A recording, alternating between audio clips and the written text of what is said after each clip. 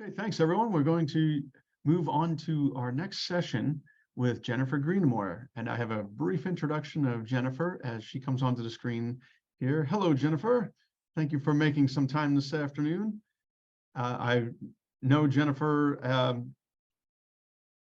as I'll describe here. Jennifer is a science communications and advocacy consultant. She's also a member of the Society for Science at User Research Facilities Board of Directors, and has been a bit of a bit of a mentor to me in a way, with her insight and experience working with the contacts and the types of interactions that we should have on Capitol Hill and with federal elected officials.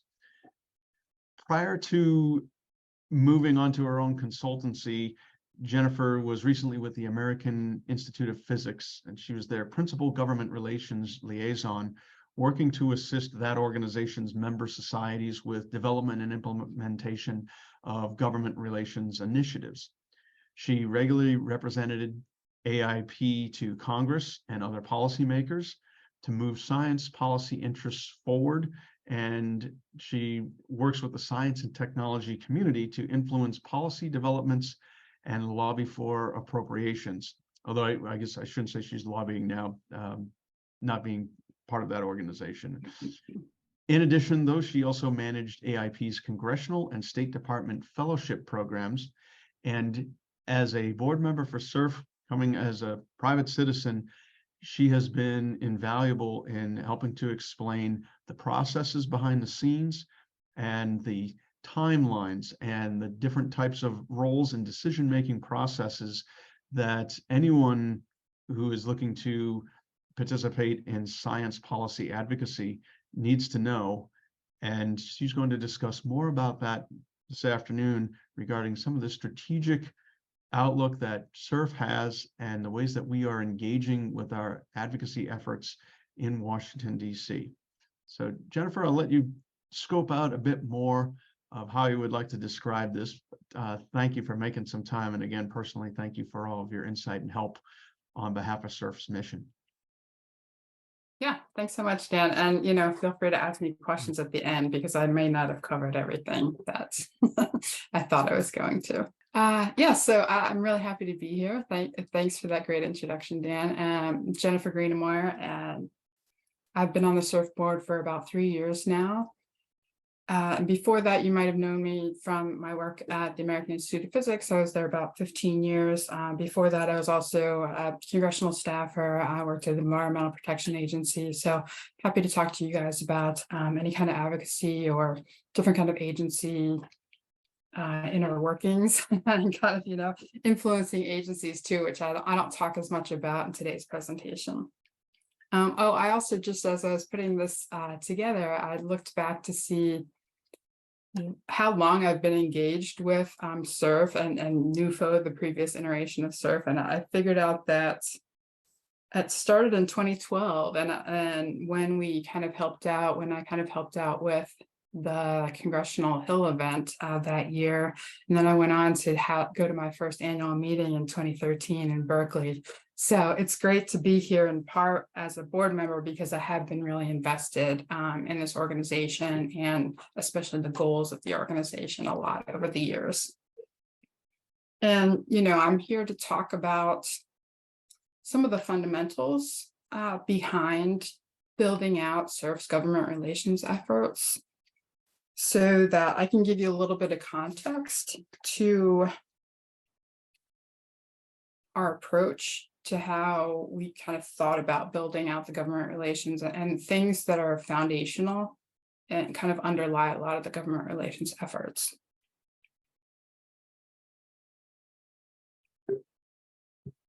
So first of all, and I think we mentioned this earlier, the motivation for building out a lot of the government relations work was member feedback, right? So we heard from you guys, we heard from the community that this was something that you really wanted to hear from SSURF. So I was really happy about that. Also, it just really means a lot when you have the support of your membership and you can feel that kind of going forward, and really count on people to be actively participating in that. But I would say part of the motivation, I hope it's not too much of a leap to say, is that underlying that, you all probably recognize that the threats posed by political dysfunction in terms of the government, the Congress kind of breaking down in the last few years, is that there's going to be a lot of uncertainties, and it doesn't look like it's going to go away very soon. And I would say the other part of that equation is that you recognize, and certainly we recognize, the unique role of user facilities and SSURF can play within kind of the political sphere. So once you kind of know your goals and you kind of understand fundamentally that you have the support of your members, I would say I recommended certainly to SSURF that we talk about who we want to be. What do we want our approach to be? And so I've just listed a few of the things here in terms of what I would say underlying principles of SSURF's efforts. And so I'll just talk about these a few minutes. First would be that we always work in a bipartisan manner. This is really important for government relations efforts, because if you think about politics, similar to the way I think about them, it's like a pendulum, right? So the pendulum is always going to swing. You may not know exactly how or exactly when, but it will come back. And so anytime you might criticize a particular party or a particular organization, at some point that party is going to be out of power and they're going to be in the minority, and you are going to have to deal with other organizations and other party members.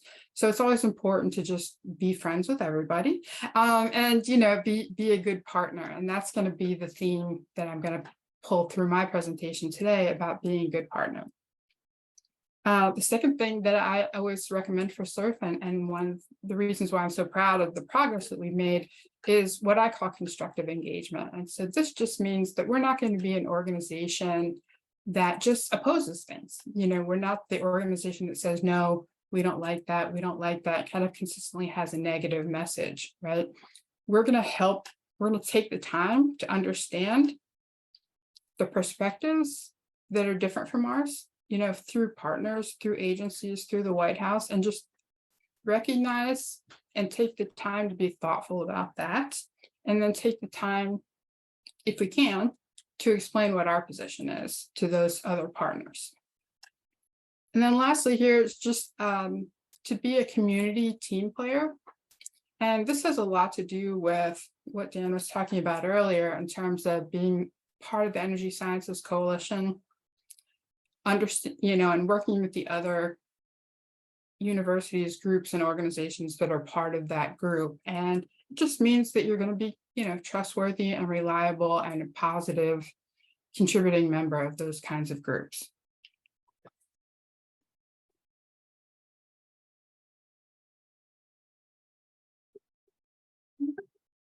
Put my slide, here we go. Yeah, so this just kind of leads me into this quick overview here of what I would say is the federal science policy ecosystem, right? So you have your executive branch players, the White House, which includes OSTP and OMB, and then your federal agencies. And then you have your legislative branch here, Congress, and Congress organized through committees and caucuses. And then you have kind of your external public policy partners here, other nonprofit organizations, universities, coalitions, industry think tanks. And so these are all groups that at some point you'll encounter or you'll partner with, and they all have something to add to your advocacy efforts. And that kind of brings me to my next slide, which is about the different kinds of tools that you employ in public policy. I would say the main reason why I just wanted to show you this list was so that you could kind of see that SSURF has really only started, only kind of hit the surface of what kind of tools that we could use, certainly from the previous slide, what kind of partnerships that we could have. And so I would just say there's a huge amount of potential in what SSURF is going to be doing. I would say one of the other parts about being part of a community and being a team player is kind of knowing about, your partners that I showed on the previous slide, knowing what these partners, what tools they like to use, what tools they prefer, things that they would rather not do. So for example, there's definitely going to be certain coalitions, certain nonprofit organizations that aren't going to want to name specific bill numbers in their communications. Some organizations don't like to list specific funding levels when they advocate for something. I know some groups don't like to name people in their certain communications. And so if someone is up to be nominated as science advisor, they don't like to say, we like this particular person. They like to say, please nominate a science advisor very soon. So all of this is just to give you a brief overview of the complexities of the system and all that goes into being that good community team player.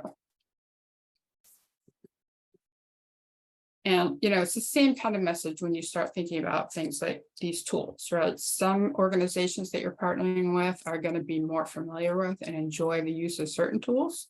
And certain tools fit better for certain challenges that you're trying to address. And all of that is just to say that it takes a while to kind of build up your expertise and your knowledge.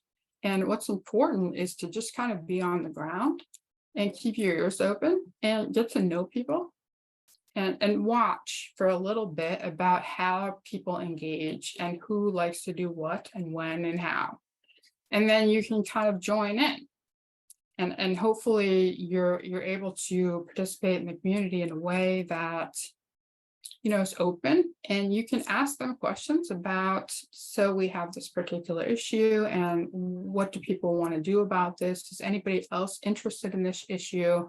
And lots of times what will happen is issues kind of bubble up, right, from the community, or something happens within the government and all of a sudden the community is faced with an issue.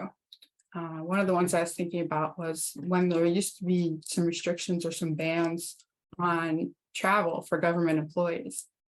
That was hard for the community, but there's a variety of coalitions that you participate in, and inevitably these things come up on the agenda, and there's generally 2 or 3 organizations that express interest strongly in it, and they'll kind of ask for volunteers. Who else wants to serve on this ad hoc group with us? And then those things kind of peel off, right? So these kind of ad hoc working groups on these different issues will be formed, and hopefully we'll do a lot more of that. And I think part of that is kind of also understanding what resources are available to, certainly your partners, and then what resources it takes to employ some of these tools, and, having a good idea who's available, right? And who is interested in participating under what conditions.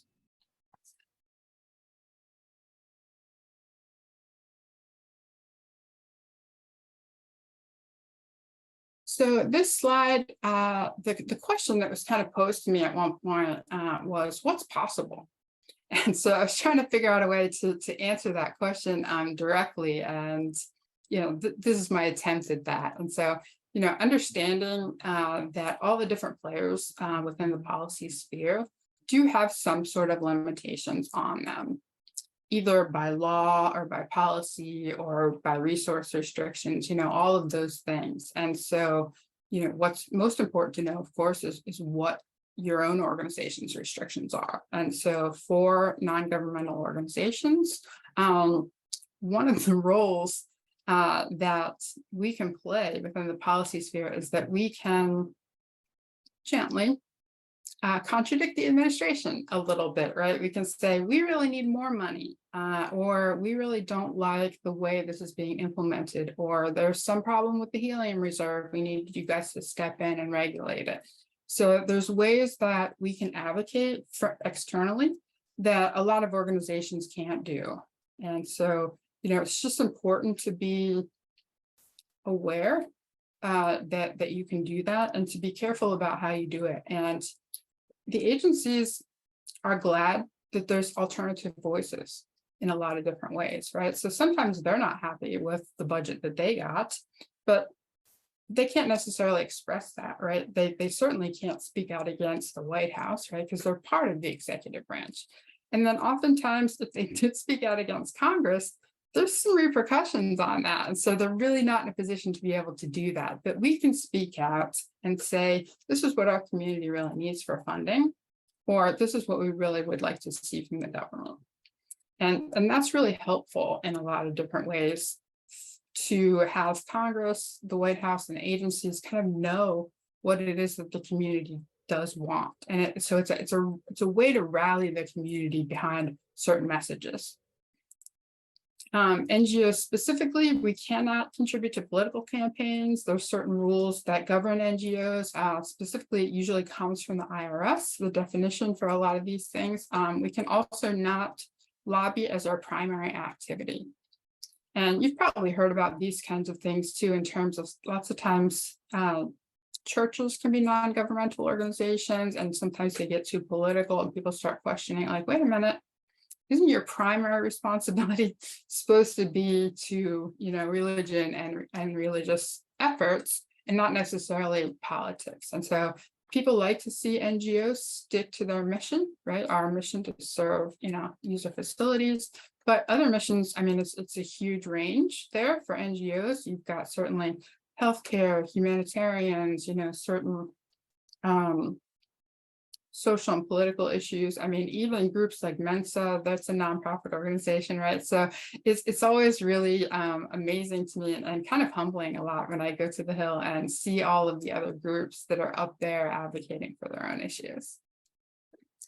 And then, just to kind of circle back to one of the things I talked about from the beginning, there are certain things that are unique to SSURF, right? What is it that we bring to the table that is most valuable or is most unique almost, right? So, certainly for SSURF, we are a single priority organization, and that's the user facilities and the labs by extension, right? So you might you might think of the other nonprofit organizations that are part of the community. They're largely, say, a scientific society like the one I used to work for, or you can think of the American Chemical Society, the American Physical Society. Now, those groups cover a really broad range of issues. They really care about the labs, and they'll go to bat for us for sure. But that's not their primary goal. That's not their primary audience. And if you think about universities are also very supportive, of course, but their government relations priorities are not always the same as ours. And sometimes I would say, even within the scope of a university, we might not even make the top 10. In any given year, they might go to Congress and ask for, a new building or some kind of help with their facilities, or, other things that they want to develop in terms of programs. And so, science is definitely up there, but you have to compete a little bit with what their other priorities might be. And so it's really, I think, incredibly beneficial to the community now here of labs and user facilities to have an organization just solely focused on advocating for you guys and working for you guys. And I would say we're also a bit unique, outside of DOE and maybe the White House, that we can speak to labs as a network, right? So, we certainly have all these great partners within the labs. There's government relations professionals that work there, and they're important partners, and they're important members of the advocacy community also, right? But, each lab can be a large organization that does have many competing priorities. And so I feel like this is such a great, home base for the community to have, in terms of you're our first priority.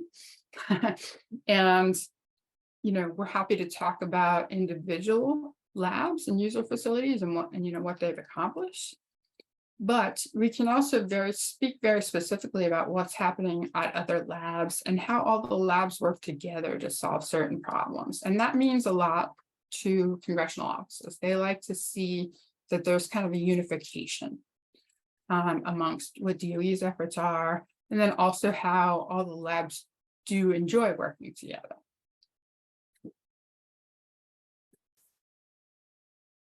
So I just wanted to end on a little bit of good news, because I feel like sometimes it's a little hard right now when you're talking about politics to, really understand, I would say, kind of how deep the dysfunction is going. And, there's definitely been some years where it hasn't worked very well on many levels.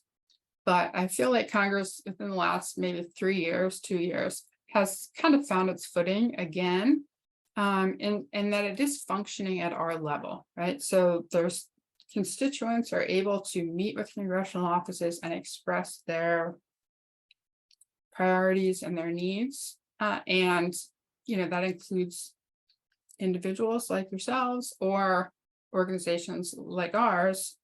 There's a place for us there, and people are happy to meet with us, and people are happy to hear what we have to say. And some of them really do take leadership roles in helping us out with different issues. I would say another part of the great news that I'm really proud of is that I feel like SSURF has gotten a really good foundation set up for their government relations efforts. And so there's a lot of expertise, there's a lot more experience, and I feel like we're just at a really exciting time, kind of like on the starting line in a lot of different ways. And we have, so many different avenues that are open to us right now.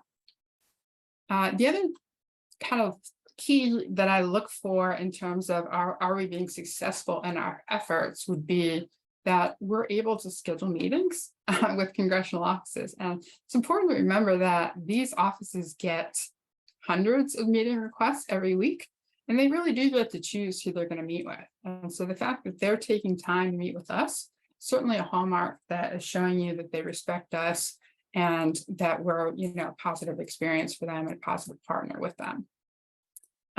So partnerships established, I would say that that's kind of obvious, that's come through from the meeting today. And then I'll just say, if you're at all interested in government relations or doing some advocacy, please join us. We have a lot of room to grow, and we're really excited to, have you be part of the effort with us. Thank you, Jennifer. Thank you very much. A great overview. I know I get to work with you directly and have examples in my mind as you're describing different strategies that SSURF is implementing. I really appreciate that list of all the different tools that you brought on after describing the overall ecosystem of the organizations that we work to interact with.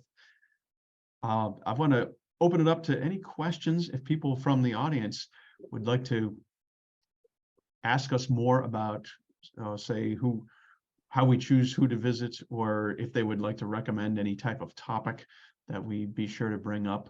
And more to Jennifer's final point there, if you are interested in the real getting behind the scenes kind of sausage making, the harder but very real work of building relationships and awareness and credibility with different decision makers, it's worthwhile. It's very fulfilling, and the research and discoveries coming from the user facilities are in essence bottomless portfolio of successes and examples that we can be tapping into to bring into a given thematic conversation with different decision makers. And that part is really rewarding. It's often the case that the elected officials and their staff are very busy with numerous inputs, numerous priorities they're having to focus on. And for the half hour or so that we get to sit down with them and bring to bear some really positive examples of here's what's going on in your district, in your state, how it's connected to other assets across the nation, and how it's serving the purposes that you are prioritizing. It is a fulfilling, again, and very positive kind of discussion. It does involve a bunch of homework on the advance or on the sort of the preparation side. And that kind of work, though, as I say, is definitely compelling. And thank you. If you're not really into government relations and just wanted to hear what we were doing, thank you. Jennifer's just laid out a bit more of all that structure that we're working on. So yeah, and I think people would be really surprised at how little it takes sometimes to get your member to do some work for you. I know I've done plenty of meetings where I've had scientists come in and ask members of Congress to sponsor a bill. it's usually done in 48 to 72 hours. I mean, and people are always shocked to say, I can't believe they did it. And, you know, it doesn't take much sometimes. I would say the congressional office that I worked in, there was usually, you know, kind of a rule of thumb would be, I mean, 3 to 4 really thoughtful engagements from the community is all it would take for them to really take action on something. Hmm. Right. I wonder, Jen, if you might have any comment reflecting on the information that Leland provided, referencing a bit of the process that's happening right now. We are looking at hopefully a version of solution to keeping the budget for the government moving forward in the next month here. But what's caught your eye in terms of the atmosphere right now in leadership at Capitol Hill?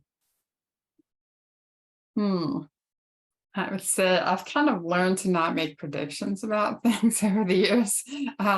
Everything's just really unpredictable right now. I think the members really do understand that there's an urgency here, but their priority right now, their priorities are just different right now. So yeah, it's just really hard to say. Sorry, it's as unpredictable as it looks from the outside.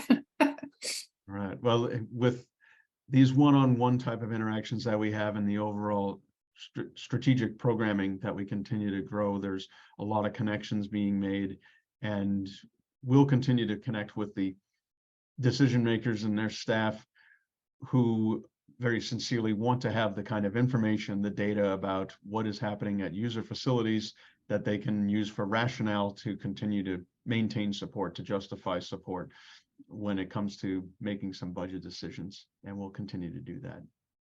So, well, thank you very much, Jennifer.